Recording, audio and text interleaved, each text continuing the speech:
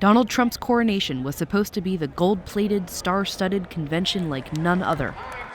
Instead, the Republican National Convention was, as Trump would say, super low energy. The arena was rarely full before Thursday's primetime speeches, and when speakers did take the stage, they focused on not the nominee, but on his opponent.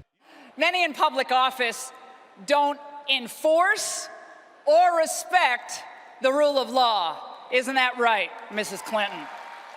And most of the delegates here felt more anger towards Hillary Clinton than excitement for Donald Trump.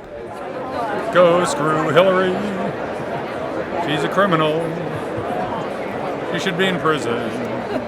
This is an election of major differences.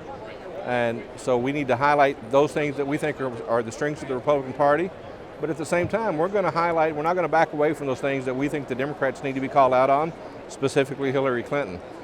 Conventions are supposed to be about the campaign's launch towards November, the place where speakers introduce the nominee to the country as a leader and shift their message to the general election voters.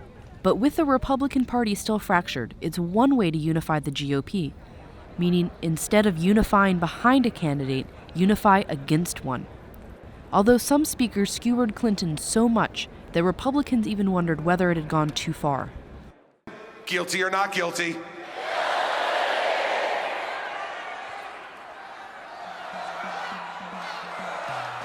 I like it. I mean, I'm a hardcore person or I wouldn't be here, but I don't know how effective it is in reaching, people that are undecided.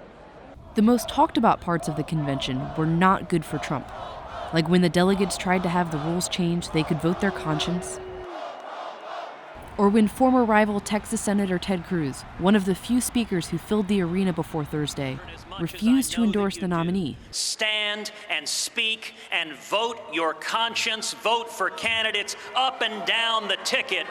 And Melania Trump's partially plagiarized speech Monday night. That your word is your bond, and you do what you say and keep your promise. Trump leaves the convention with the nomination and a slightly more unified party, after spending the convention reaching out to the Republican base instead of the general electorate. But there were balloons.